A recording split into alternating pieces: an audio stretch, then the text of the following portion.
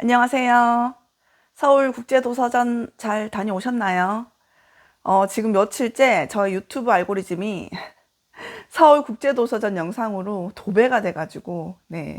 여러분들도 그러신가요? 저는 현장에는 안 갔지만, 갔다 온 기분이에요. 안 가도 간 거 마냥 아주 잘 봤습니다. 그런데 또 가신 분들은 고생하셨더라고요. 물론 좋은 게 더 많았을 테지만, 또 사람들이 너무 많으니까 뭐 구경할 틈이 없다 그런 말씀도 하시고 하시더라고요. 음, 그리고 출판사 분들도 와, 며칠 동안 엄청 힘드셨을 것 같아요. 저는 영상만 봐도 이게 영혼이 나가던데, 그래도 현장에 가고 싶긴 했어요. 네. 재밌어 보이더라고요. 내년에는 꼭 도전해 보려고 합니다. 오늘은 6월에 읽은 책 이야기 하려고 해요. 보통 제가 촬영 때문에 그 전달 마지막 주랑 그 달 셋째 주까지 한 달로 해서 결산을 하고 있어요. 그래서 6월 달에는 14권을 읽었습니다. 여기에는 제독 2권까지 포함이에요. 제가 미리 영상으로 소개한 탕금, 홍랑, 습기, 그리고 제독한 책 2권, 돌이킬 수 있는 벼랑 위의 집은 제외하고 나머지 9권을 지금부터 소개할게요. 먼저 이 책은 안전가옥 쇼트 시리즈 재화 물거품이에요. 이 시리즈들이 얇고 작아서 귀엽기도 하고 또 외출하거나 여행 가거나 할 때 가지고 가기 좋은 사이즈의 책이거든요. 근데 좀 책이 얇고 작다 보니까 글씨 크기가 작긴 해요. 이렇게 글씨 크기가 좀 작거든요. 그래서 눈 침침 할 수도 있어요. 네. 예, 아무튼 요 제화 물거품은 바닷가 마을의 무녀 마리는 사람들을 위해서 바다 신께 기원을 해요. 기원을 하다가 바다에서 예쁘고 반짝반짝 빛이 나는 존재 인어를 보게 돼요. 마리는 인어에게 수아라는 이름을 지어주고 둘은 사랑하는 사이가 돼요. 무녀 마리는 늘 사람들을 위해 기도를 하지만 이 섬 사람들은 만족하지 못하고 불평만 해대요. 그리고 섬 남자들은 무녀 마리에게 희롱도 서슴지 않아요.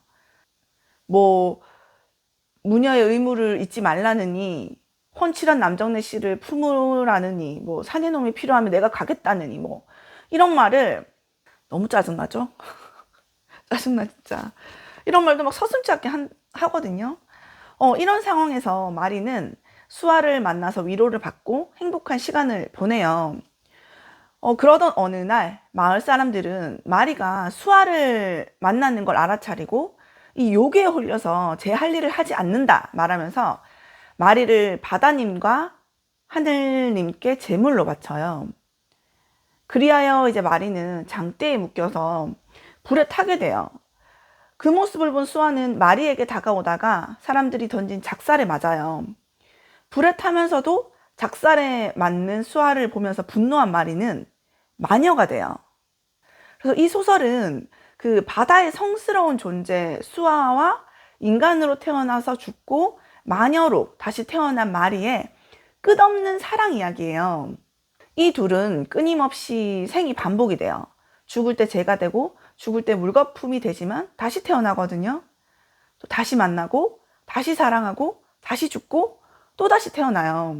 생을 반복하면서 이 둘은 사랑을 이렇게 채워가요. 그래서 이 둘을 그 성별로 굳이 따지자면 둘 다 여자이긴 해요. 그 여자이지만 그런 관점보다는 어떤 신으로 생각하는 게 맞지 않을까 하는, 한 명은 인어고 또 한 명은 마녀니까 네, 그런 생각을 해봅니다. 그 제가 갑자기 요게 딴 얘기인데 그 민음사 이번에 그 도서전 할 때 컨셉이 상상 독서단이었잖아요. 그래서 못 간 사람들을 위해서 온라인에서도 뭐 독서단 테스트를 이렇게 진행했단 말이죠. 그래서 제가 해보니까 저는 도파민 독서 클럽이라고 나오고 재미 퍼스트, 의미 세컨드 이렇게 나오길래 오 역시 맞네 이렇게 생각을 했거든요. 그래서 갑자기 이게 딴 길로 샜는데 사실 의미가 맞는지 안 맞는지 잘 모르니까 여러분들께 이야기를 하긴 하는데 예, 제 느낌이긴 하니까 이게 생각나서 또 이야기를 해봤어요. 네, 아무튼 이 책이 굉장히 오묘하고 아름다운 소설이에요. 이 둘의 생이 반복될 때마다 이번 생은 둘은 좀 행복했으면 좋겠다를 바라게 되는 그런 소설입니다. 재와 물거품입니다. 두 번째는 오늘의 젊은 작가 시리즈 중에서 제가 처음으로 읽어본 책, 한국이 싫어서예요. 이 책이 이렇게 영화로도 나왔잖아요. 그만큼 많은 분들이 읽으신 책일 텐데 저는 이제 읽었어요. 이제 읽었지만 진짜 너무 재밌게 읽었거든요. 이 책에서 개나는 가족을 뒤로하고 또 남자친구를 남겨두고 이제 전남친이 됐죠. 호주로 이민을 가요. 왜냐? 한국이 싫어서. 개나 본인은 한국에서는 경쟁력이 없는 인간이고 좀 더 행복해지기 위해서 호주로 가는 거예요. 요 소설이 그 친구한테 이야기하듯이 반말로 이야기되고 있는데 저는 친구 이야기 듣는 것 같아서 너무 좋았거든요. 그래서 이제 개나는 호주로 갔는데 호주 생활은 또 행복한가 하면 그건 또 아닐 거잖아요. 네, 뭐 언어 문제라든지 돈이라든지 실생활, 문화적인 문제, 또 이성 문제 등등 문제가 또 많이 생겨요. 그렇게 호주 생활을 하다가 호주에서 지내다가 잠시 한국으로 들어와서 전남친과 재회를 하게 되는데 재회를 해서 머무르는 상황이 생기는데 또 이때는 그냥 한국에 남아서 이 남자와 결혼을 할까 하는 고민을 해요. 한국 생활과 남자친구가 안정적이잖아요. 그래서 그런 고민을 하지만 개나는 다시 호주로 돌아가요. 우리가 내가 무얼 하고 살아야 하고 어떻게 살아야 하고 뭐 결혼은 해야 돼 말아야 돼 뭐 이런 고민들은 모든 사람들의 고민이잖아요. 이 모든 사람들을 대표해서 개나라는 청춘으로 표현되어지고 있어요.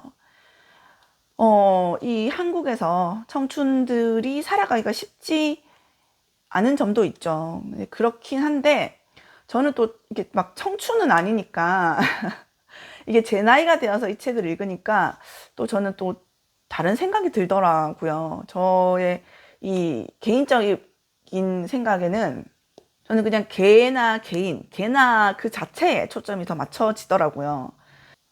우리가 책을 읽는 이유 중에 하나가 내가 경험해보지 못한 삶을 들여다볼 수 있으니까 책을 읽잖아요. 근데 저는 이 책을 읽으면서 유독 더 많이 이 주인공의 삶에 들어갔다 나온 것 같아요. 그래서 읽는 동안 저는 개나가 이 친구 너무 대단한데 막 이런 생각이 들더라고요. 물론 돈도 없고 힘들고 인간관계도 어렵고 뭐 힘든 일이 너무 많죠. 근데 저는 개나의 이 용기가 너무 멋있었어요. 저는 지금도 그렇고 예전에도 그렇고 좀 머물러 있는 사람이거든요. 어딜 떠날 용기도 없고 겁도 너무 많고 해서 개나가 하는 이런 생각이나 행동들을 생각이라도 단 한 번이라도 해본 적이 없는 것 같아요. 그래서 지금 생각해보면 20대 때 나도 좀 생각을 크게 가지고 넓은 세상도 바라봐 볼 걸 하는 그런 생각이 드는 저는 자기 반성 시간이었어요. 네. 요 책 뒷표지에 이렇게 노마드 청춘이라고 나오는데 뭐 노마드면 어때요? 청춘인데 이게 말하다 보니까 뭔가 좀 이상하네. 지금이라도 넓게 생각하면 되죠. 맞죠? 네. 이 책에는 그 한국 사회의 문제라든지 개인의 문제, 외국에서의 생활, 청춘의 무모함 등이 담겨 있어요. 너무 재밌게 잘 읽었거든요. 좀 읽으면서도 좀 마음이 울렁울렁거린 그런 소설이었어요. 네. 한국이 싫어서입니다. 세 번째는 야생 속으로 홀로 그 땅을 걸어 예요. 요거는 비소설이고요. 이 책의 저자는 존 크라카우어거든요. 제가 3월에 읽은 희박한 공기 속으로와 같은 작가님이세요. 이 책도 희박한 공기 속으로와 마찬가지로 실화를 다루고 있고 알래스카 오지로 떠난 한 청년의 이야기예요. 이 청년의 이름은 크리스 맥캔들리스이고 굉장히 자유로운 영혼이에요. 이 크리스는 1990년 아틀란타에서 대학교를 졸업을 하고 그 길로 떠나서 이리저리 방랑을 시작을 해요. 크리스는 규칙에 얽매이는 걸 싫어하고 누가 본인에게 조언해 주는 걸 싫어해요. 자신만의 방식이 확고한 그런 사람이었어요. 근데 또 되게 모순적인 게 본인은 조언 듣는 걸 또 싫어하잖아요. 근데 크리스는 다른 사람에게 또 자기 생활 방식을 많이 권해요. 네. 또 이 친구는 책을 굉장히 좋아했어요. 뭐 디킨스, 마크 트웨인, 잭 런던 뭐 이런 작품들을 좋아했는데 특히 잭 런던의 작품을 가장 좋아했대요. 크리스는 잭 런던의 소설이 허구의 이야기라는 사실을 읽고 그 이야기에 매료되었어요. 이 작가의 책 제목이 뭐 야성의 부름, 늑대개, 불피우기, 북극의 오디세이 뭐 이런 제목이거든요. 이런 책에 빠져서 본인도 그렇게 살고 싶고 살아야 한다고 생각을 했어요. 그리고 가정 환경도 그렇게 좋지가 않았는데 유복한 가정에서 자랐지만 아버지가 뭐 두 집 살림을 하고 네, 그래서 이 크리스가 아버지에 대해서 굉장히 부정적인 생각을 많이 갖고 있었어요. 이런 여러 이유로 크리스는 이제 방랑을 시작한 거죠.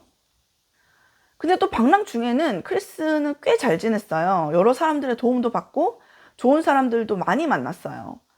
이 사람들과 헤어져도 편지도 주고받고 했거든요. 그래서 이 책이 존 크라카워가 크리스가 방랑 생활할 때 만났던 사람들과 주고받은 편지, 그리고 그 사람들을 만나서 인터뷰를 하고 크리스의 일기를 보고해서 완성을 한 책이거든요.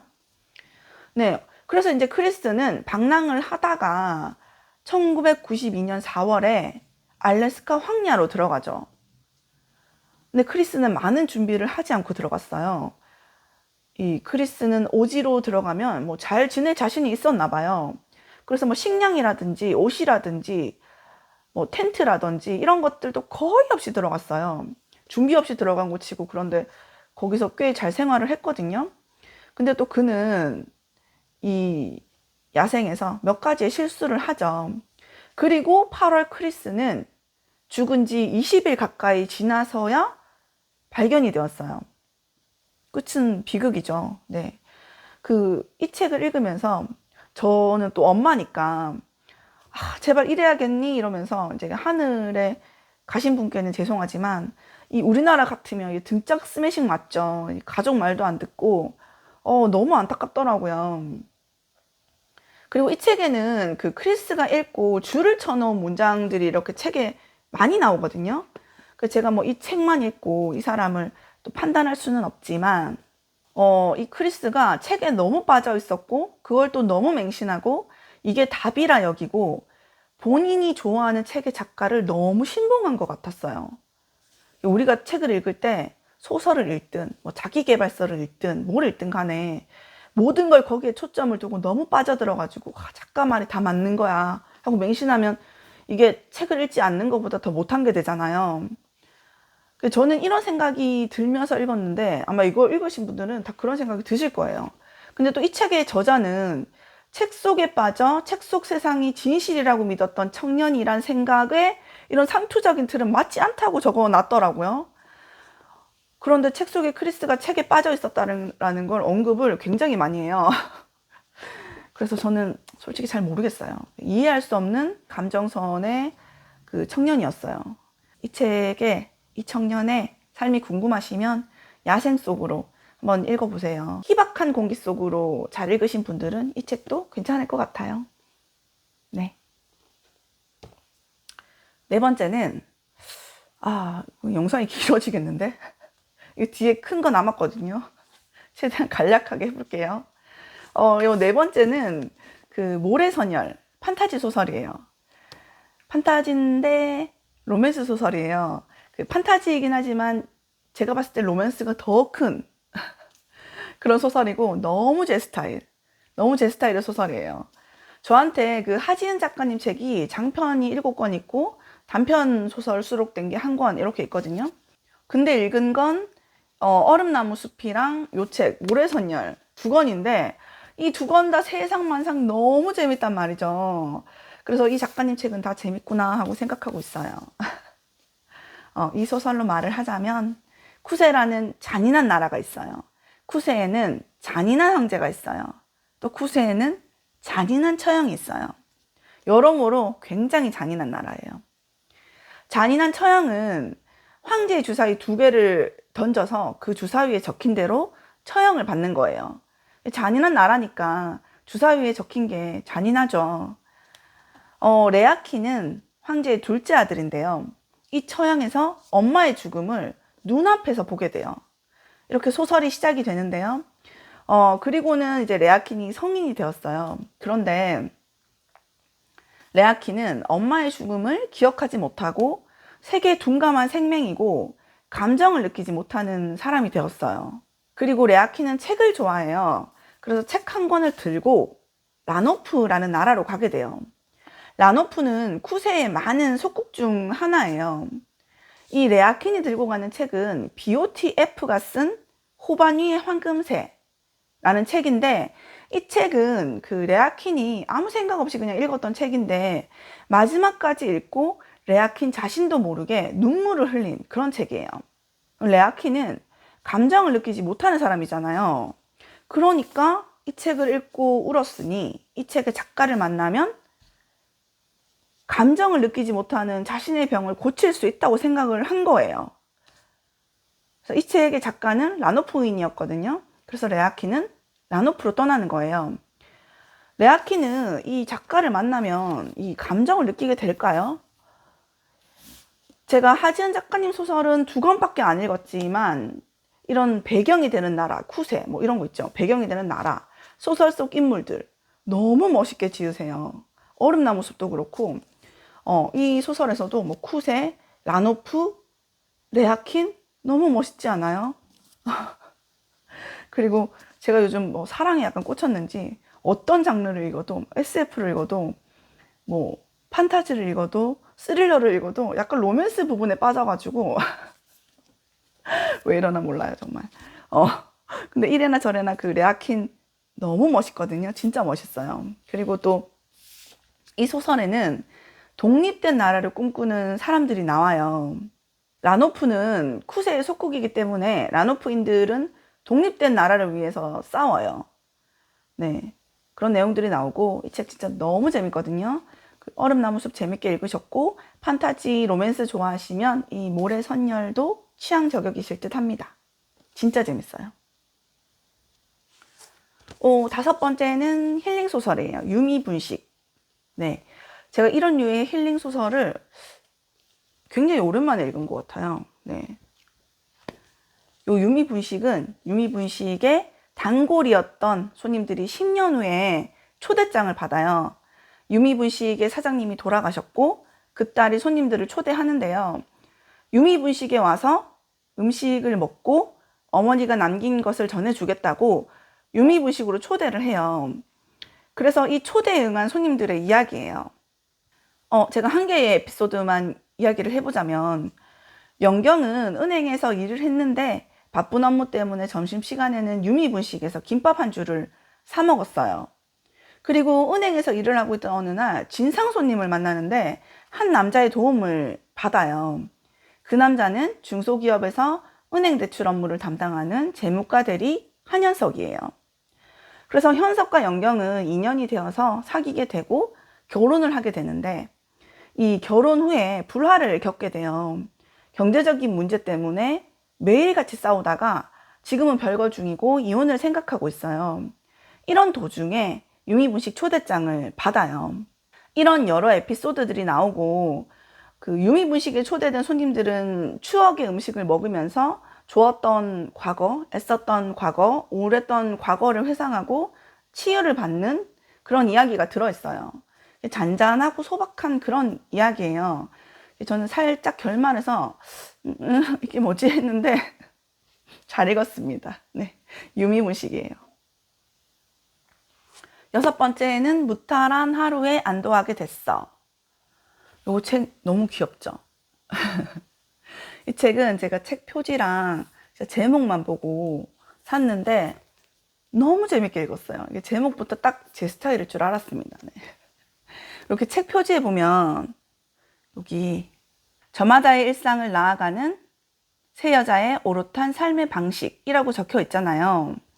이 책에는 은실, 은주, 성은 이렇게 주요 캐릭터 3명이 나오는데 진짜 그냥 그 보통 사람들의 이야기거든요. 은실은 7년차 출판사 편집부 과장이에요. 35살이고 남자친구랑은 헤어졌어요. 회사에서는 7년차지만 또 그저 그런 대우를 받고 있고 회사에서의 위치도 애매해요. 근데 은실은 그냥 회사든 본인의 삶이든 견디면서 사는 그런 스타일의 여자예요. 그리고 은주는 27살이고 은실의 동생이거든요.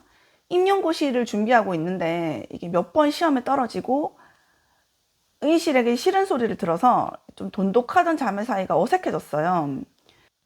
임용을 준비하면서 학원 선생님 일을 또 하고 하면서 돈을 벌고 있거든요. 그래서 일은 일대로 힘들고 시험 준비도 잘 되지가 않아요. 그런데 또 이 은주라는 친구의 문제는 먼저 임용시험에 합격을 해서 선생님이 된 남자친구가 있거든요. 근데 이 남자친구가 자기랑 결혼을 하고 싶으면 합격할 것 같지도 않으니까 임용을 그만두고 돈을 벌라고 이야기를 해요. 그리고 자기는 먼저 선생님이 됐잖아요. 그래서 엄청 은주를 무시해요. 네, 너무 재수없죠?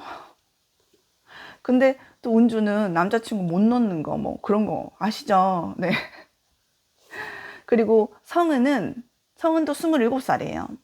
아르바이트로 학원 일을 하다가 은주를 만나요. 학원 일을 하다가 출판사 편집부에 채용형 인턴으로 입사를 하게 되어서 학원을 그만둬요.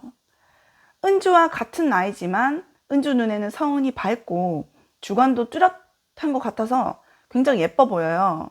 하지만 뭐 성은도 나름의 힘듦을 가지고 있어요. 가정 형편이 좋지가 않거든요. 아빠가 교통사고를 당해서 거동이 불편하고 엄마가 생계를 책임지고 있어요. 그래서 성은은 고향에서는 희망을 발견할 수 없다는 생각에 무작정 서울로 온 거예요. 그래서 제대로 된 직장에 취직하는 게 꿈이에요. 이 책은 이 세 명의 친구들이 겪는 인생의 쓰라림, 하지만 또 그 속에서 느껴지는 자신만의 패턴들, 희망들, 그런 이야기가 담겨 있거든요. 되게 편안하게 읽기 좋은 그런 소설이에요. 뭐 사회초년생, 취업준비생, 직장인, 연인관계에 힘든 사람, 인생에 지친 사람, 모든 이들의 이야기라서 좀 공감하면서 읽으실 수 있으실 거예요. 네, 무탈한 하루에 안도하게 됐어 입니다. 제목도 너무 따뜻하죠? 재밌답니다. 이제 마지막으로 소개할 책은 제가 진짜 이 책 때문에 잠을 못 잤거든요. 이 시리즈가 책장에 몇 달 꽂혀 있었단 말이죠. 그 우리 구독자님이 제 스타일일 거라고 읽어보라고 하셨지만 그 책장에 떡하니 꽂혀 있었지만 읽지 않았단 말이죠. 근데 제가 이달에 이 책에 손을 댔어요. 네, 수학자 시리즈입니다. 이 시리즈가 3권인데 3권 다 진짜 굉장히 두꺼워요. 이렇게 특히 이 3권 종소리 요거는 진짜 찐 벽돌책이고 이렇게 베고 주무시면 됩니다. 네.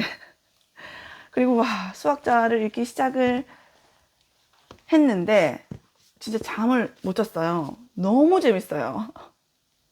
제가 SF 장르를 그렇게 좋아하진 않아요. 그 제가 소개하는 소설을 보시면 SF 장르가 많이 없어요. 그런데 저 SF 너무 좋아해요. 사랑합니다. 네. 진짜 너무너무 재밌잖아요. 이 수학자부터 썬더헤드, 종소리까지 네, 걸을 타선이 없어요. 이 시리즈가 뭐 너무 유명하고 많은 분들이 읽으셨을 테지만 또 아직 안 읽으신 분들 계시죠. 네. 내용을 아주 살짝만 이야기를 해볼게요. 이게 있잖아요. 너무 길어질 것 같거든요. 이게 말을 하면 한도 끝도 없이 해야 될 것 같고, 근데 길어지지 않게 또 읽으셔야 하니까 모르고 읽으셔야 더 재밌거든요. 네, 요 수학자는 소설 첫 장에 이렇게 그 수학자 퀴리의 수학 일기부터 나오는데 이걸 읽는데 나 오늘 잠 못 자겠네 했거든요. 일단 요 수학자는 그 수학 있잖아요. 별을 수학하다, 뭐 거두어 들이다 이런 뜻의 수학이거든요. 그래서 수학자는 거두어 드리는 사람이에요. 거두는 사람이에요. 무엇을 거두냐? 이분들이 인간의 목숨을 거두는 사람이에요. 이 책에서 지금 이 세계는 미래예요. 사망 후 시대라고 불리고 있어요. 지금 우리가 살고 있는 이 시점 있잖아요. 요 시대가 지금 사망 시대. 이 시대가 끝나고 사망 후 시대가 온 거예요. 사망 후 시대는 사람들이 죽지 않아요. 영생을 사는 유토피아거든요. 영생을 살아? 유토피아 맞나? 이 시대를 사는 사람들은 유토피아라고 믿고 있어요. 그리고 또 늙지 않을 수도 있어요. 회춘 시스템이 있답니다. 나이를 마음대로 설정할 수 있어요. 나이를 이제 고정할 수도 있어요. 내가 33살에 살겠다 그러면 그 나이에 딱 고정을 해서 이렇게 살 수도 있어요. 또 병이 없거든요. 그리고 여러 이제 혜택과 서비스가 많은 시대예요. 그리고 많은 혜택들은 이 책을 통해서 읽으시면 좋을 것 같고, 근데 이 여러 혜택들 중에 완전 좋은 건 뭔지 아세요? 이게 제일 좋아. 그 뚱뚱하고 날씬하고 맞출 수 있어요. 나 오늘 좀 뚱뚱하고 싶은데 하면 뚱뚱하고 나 날씬하고 싶은데 하면 이제 며칠만 지나면 아무것도 안 해도 날씬해져요. 세상 너무 좋은 거 아니에요? 이게 유토피아네. 네, 너무 그건 또 부럽더라고요. 그리고 이 모든 것을 해주기 위해서 이 시대를 다스리는 컴퓨터 썬더헤드가 있어요. 이 디지털 네트워크 썬더헤드는 자의식을 가지고 있고 세상 모든 걸 볼 수 있고 들을 수 있고 기억할 수 있고 모든 사람들과 소통할 수 있고 또 사람들이 필요한 게 뭔지 사람들이 좋아하는 게 뭔지 체크해서 이게 자기가 정한 규칙에서 벗어나지 않으면 다 해줘요. 썬더헤드는 그 모든 것에 다 개입을 해요. 이 시대의 법이라든지 사람들의 삶이라든지 다 개입을 하지만 썬더헤드가 개입하지 않는 두 가지가 있어요. 생명 창조와 생명을 빼앗는 행위예요. 이 두 가지 일만은 인간에게 맡긴 거예요. 그래서 사람이 죽지 않는 시대니까 사람은 계속 태어나는데 죽지 않으니까 조절을 해야 하잖아요. 그래서 생명을 빼앗는 행위를 할 사람이 필요한 거예요. 그 역할을 맡은 사람들을 수학자라고 불러요. 그래서 죽음은 오직 수학자만이 행할 수 있고 이 수학자들은 죽음을 다루기 때문에 법을 넘어서는 존재예요. 그래서 썬더헤드는 수학자의 역할에 관여를 할 수가 없어요. 이 수학자들이 뭘 하든 썬더헤드가 개입을 못해요. 수학자들은 양심과 높은 도덕성을 가지고 죽음을 대해야 해요. 그리고 이들은 사람들의 존경을 받는 죽음의 대리인이고 사람들은 또 같은 사람이지만 이들을 신처럼 생각을 해요. 그리고 유명인들이에요. 이 수학자 카드가 있어요. 포카처럼. 그럼 이제 학생들은 아이돌 포카 모으듯이 좀 유명한 수학자 카드를 이렇게 모아요. 네. 이 수학자들은 본인들이 누구를 죽일 건지 죽음을 선택을 하는데 예를 들어서 죽음이 있던 시대에 주차장에서 어떤 이유로 사망하는 사고가 몇 프로였다 하면 수학자들은 주차장에서 랜덤으로 사람을 선택해서 죽여요. 네. 이렇게 죽음을 선택할 수도 있고 또 수학자들은 자기들만의 기준을 정해서 여러 가지 방법으로 죽음을 선택을 해요. 이런 죽음을 다루니까 수학자들도 당연히 규칙이 있고 법이 있겠죠. 네. 근데 그걸 지키면서 사람들을 수학을 해야 해요. 하지만 뭐 늘 그렇듯이 이런 법과 규칙을 싫어하는 수학자들이 또 생기기 마련이겠죠. 네. 이거 수학자 설명하다가 시간이 다 가겠네요. 일단 그렇고 요 1권 수학자는 고결한 수학자 패러데이는 자기 기준에 따라 수학자 수습생을 2명을 선발을 해요. 16세 시트라와 로원 이렇게 두 친구를 뽑거든요. 이 둘은 수학자 수습생이 되어서 수학자 훈련과 교육을 받아요. 근데 그 시트라와 로원은 수학자고 되고 싶지 않아요. 싫어해요. 근데 이제 수학자가 수습생으로 선택을 했고 영광으로 생각하고 임해야 해요. 여기서 이제 수학자들의 권위가 느껴지죠. 네. 근데 또 이 시트라와 로원 이 둘 중에 한 명만 또 수학자가 될 수 있다네요. 네. 이제 이런 상황 속에서 펼쳐지는 세상 재밌는 이야기가 들어있어요. 네. 이 수학자들 사이에서도 생명을 거두는 일을 양심과 높은 도덕성으로 거룩하게 생각하는 수학자가 또 있는 반면에 이 일을 쾌락으로 여기고 우리는 이런 일을 함으로써 존중받아 마땅하고 그러니 너네는 우리들을 받들어라 라고 생각하는 부패한 수학자가 있어요. 이제 이런 두 부류들의 갈등, 뭐 음모, 뭐 그런 것들이 이제 시작되면서 쫙 올라가죠. 그렇게 이제 뭐 2권, 3권까지 내용을 너무 많이 얘기했네. 이거 디테일하게 이야기하면 밤새워야 되거든요. 2권은 요 썬더헤드, 1권에서 이제 시트라와 로원 중 뭐 누군가가 수학자가 됐겠죠. 그래서 그 둘이 또 막 난리를 치는 그 와중에 또 빌런 계속 나오고 막 그런 이야기. 그 속에서 썬더헤드는 어떻게 해야 하는지, 수학자 일에 직접적인 관여를 할 수 없지만 세상의 평화를 위해서 무엇을 하는지 뭐 그런 게 담겨 있고, 요 3권 종소리는 이제 썬더헤드가 평화를 위해서 누군가를 앞세워서 세상을 지키려고 하는, 그리고 이 누군가가 인도하려고 노력하고, 고결한 수학자들은 빌런들에게 어떻게 맞서고 빌런들은 어디까지 악할 수 있나가 들어있는 그런 이야기예요. 네, 이게 여러분들 나 SF 그래도 조금 좋아하는데, 아니 1권은 봤는데 하시는 분들 시작하시잖아요. 이 잠 못 주무셔요. 그거는 조금 감안하시고 시작을 하셔라. 네, 그리고 지금 수학자를 이렇게 또 펼치셔라. 네, 스케일이 아주 큽니다. 두꺼운 만큼. 근데 또 그 결말이 살짝 고구마인 거는 알려드립니다. 살짝이라고 할 수 있나? 그냥 고구마예요, 고구마. 네. 아무튼 정말 재밌게 읽었어요. 읽으면 이게 뭔 유토피아지? 하실 거예요. 난리 이런 난리가 없어요. 이래나 저래나 최고였다. 수학자 시리즈 두껍다고 저처럼 이렇게 묵히지 마시고 시작하시면 됩니다. 네.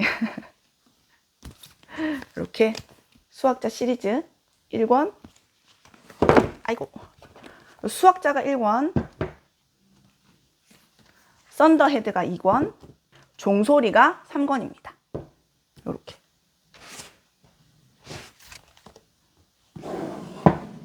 이 시리즈 사면 이렇게 박스 주거든요. 박스도 너무 예쁘죠. 네, 이렇게 그 6월에 읽은 책이었고요. 제가 끝내기 전에 언박싱 하나만 할게요. 네, 잠깐만요. 제가 얼마 전에 그 캐드페일 수사 시리즈 샀잖아요. 진짜 산지 얼마 안 됐단 말이에요. 한 권도 안 읽었어요. 비닐도 안 뗐단 말이죠. 근데 이 캐드페일 수사 시리즈 다음 시리즈 또 나온 거 아세요? 와, 진짜 나 알라딘 구경하다가 진짜 왜 나온 거야. 아니 나온 거 너무 좋은데 왜 내 눈앞에 나타나. 미쳐요 진짜. 1권에서 10권까지 시리즈도 제가 진짜 벼르다 산 건데, 이거는 보자마자 그냥 냅다 고민 안 하고 11권부터 21권까지 샀어요. 네, 뜯어볼게요.